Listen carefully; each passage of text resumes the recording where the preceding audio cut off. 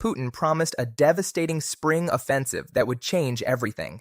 Instead, March 2026 became the single most catastrophic month for Russian forces since this war began. While Moscow expected breakthroughs, they got breakdowns. And the numbers tell a story the Kremlin desperately wants hidden. Spring typically brings military opportunity. Better weather, improved visibility, and drier ground create ideal conditions for large-scale operations. Russian military planners anticipated this seasonal advantage would finally deliver the momentum they've been seeking. But something completely different unfolded. Instead of Russian tanks rolling forward, we witnessed a coordinated Ukrainian campaign that systematically dismantled Russia's capacity to sustain prolonged conflict. Understanding what happened in March requires looking beyond frontline battles. This is about supply chains, economic pressure, and strategic targeting that reaches hundreds of miles into Russian territory, and the implications stretch far beyond a single month's statistics. Let's examine how Ukraine fundamentally changed the battlefield dynamics during March. The Ukrainian strategy focused on three critical pressure points: manufacturing infrastructure, energy production, and defensive capabilities. This wasn't random destruction, it was surgical disruption designed to create cascading failures throughout Russia's military-industrial complex. Start with manufacturing. Ukraine identified and struck 5 critical production facilities that directly support Russia's weapon systems. The Kremny L plant in Bryansk represents a perfect example of strategic targeting. This facility produces specialized microelectronics essential for Iskander ballistic missiles and various air defense platforms. Ukrainian drones didn't just damage buildings, they destroyed specific production halls and component warehouses. The consequence? Russia's microchip production for missile guidance systems has effectively stopped for an estimated 6-month period. You can't simply restart semiconductor manufacturing overnight.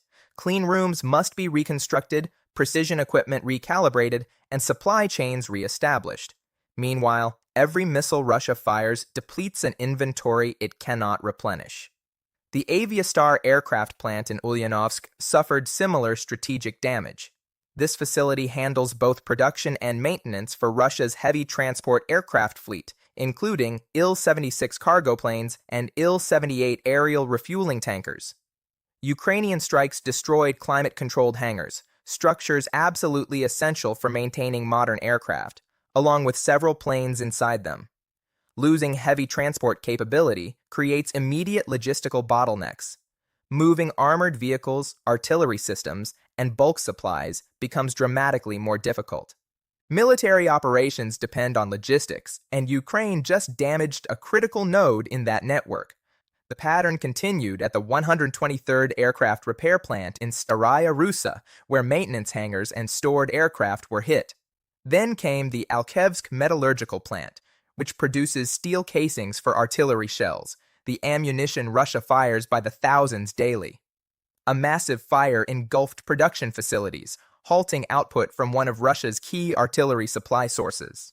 Perhaps most strategically significant was the strike on Sevastopol's Granite Innovation Center, the only facility in occupied Crimea capable of repairing S-400 air defense systems. Damaging this center means Russian air defenses throughout the Black Sea region cannot receive proper maintenance. Systems break down gradually, and without repair infrastructure, they simply become expensive scrap metal. But Ukraine didn't stop with factories. The energy sector became another primary target, and the economic implications here extend globally. Oil refineries across Russian territory absorbed repeated strikes throughout March. Facilities in Afipsky and Albashioneft, both critical for diesel fuel production, suffered significant damage. Diesel powers military vehicles, and disrupting its production directly impacts battlefield mobility. Maritime oil terminals in Novorossiysk, including Port Kavkaz and Sheskharis, were struck multiple times. These facilities handle both commercial exports and naval fuel supplies. Damaging them simultaneously hurts Russia's economy and its Black Sea Fleet operations. Ukraine then escalated with strikes on major Baltic Sea export hubs, Primorsk and Ust-Luga. These terminals represent crucial revenue streams for Russia's oil-dependent economy. U.S. Luga alone was hit 5 separate times during March. Intelligence assessments suggest approximately 40% of Primorsk's oil storage capacity has been destroyed or rendered inoperable. Think about the economic cascade this creates. Global oil prices remain elevated, presenting perfect conditions for major exporters to maximize revenue. Yet Russia cannot capitalize because its export infrastructure keeps exploding. Oil backs up at refineries, storage facilities reach capacity, and production must slow or halt entirely. Ukraine isn't just destroying individual targets, it's jamming the entire system. Rosneft, Russia's state oil giant, reported a 73% decline in net income for 2025. That's not just sanctions. That's physical destruction of revenue-generating infrastructure combined with international economic pressure. Now let's address air defenses, because this aspect reveals perhaps the most concerning trend for Russian military planners. Throughout March, Russia lost approximately a dozen S-300 and S-400 long-range air defense systems.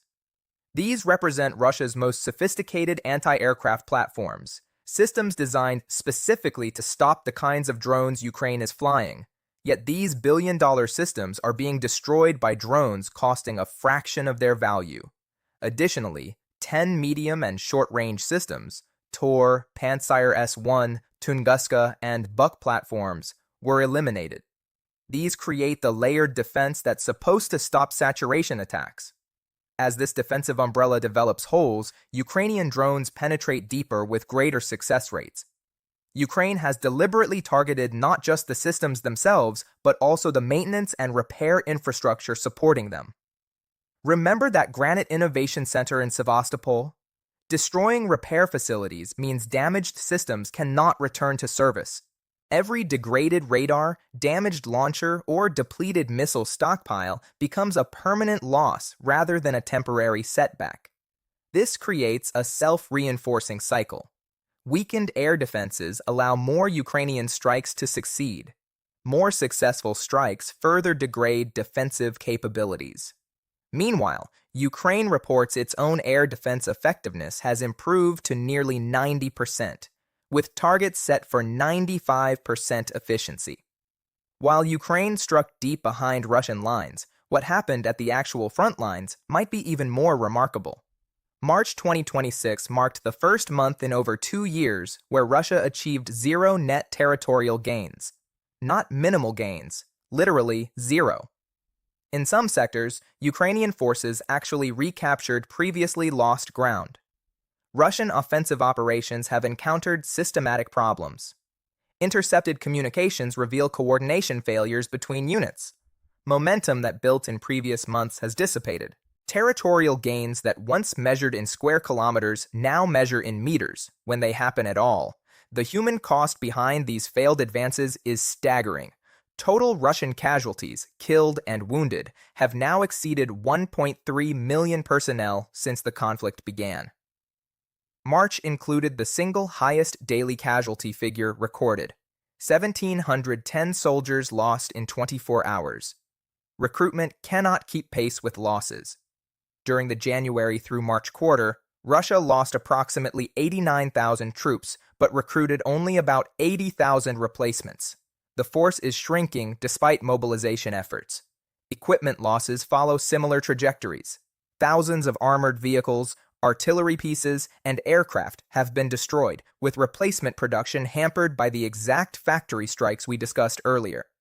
Yet despite these battlefield realities, Russian negotiating positions remain disconnected from actual military circumstances. Recent demands include complete Ukrainian withdrawal from Donbass, demands that would grant Russia through negotiation what it cannot achieve militarily.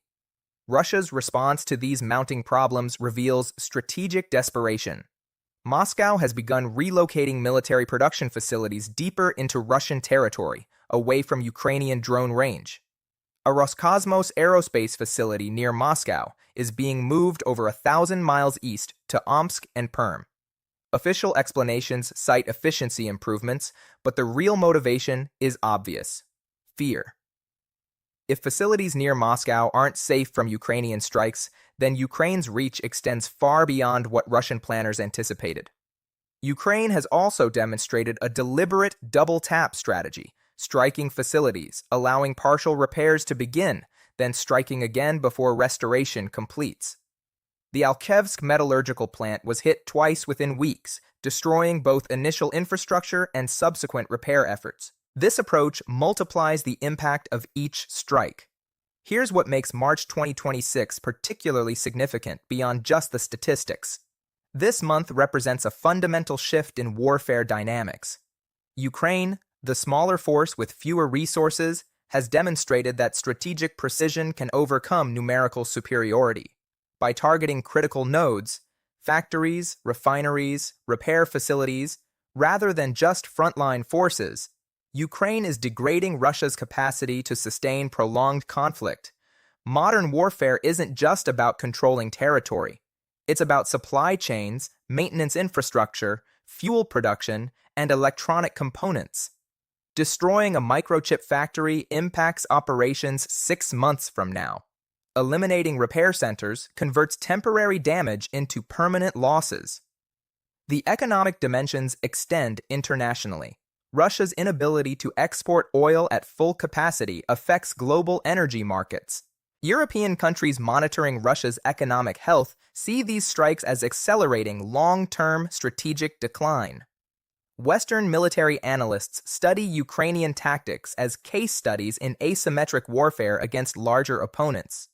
For civilians in affected regions, both Ukrainian and Russian, these infrastructure strikes carry complicated implications. Reduced Russian military capability potentially shortens conflict duration, but strikes on refineries and factories also impact civilian fuel supplies and employment. March 2026 will likely be remembered as a turning point, the month Russia's promised spring offensive collapsed before achieving any meaningful objectives. While Moscow deployed forces expecting breakthrough victories, those forces instead encountered systematic degradation of the support systems, keeping them operational. Zero territorial gains, record casualties, crippled production facilities, devastated energy infrastructure, weakened air defenses. These aren't isolated setbacks. They're interconnected failures that reinforce each other. As spring continues and weather continues improving, Russia faces a fundamental question.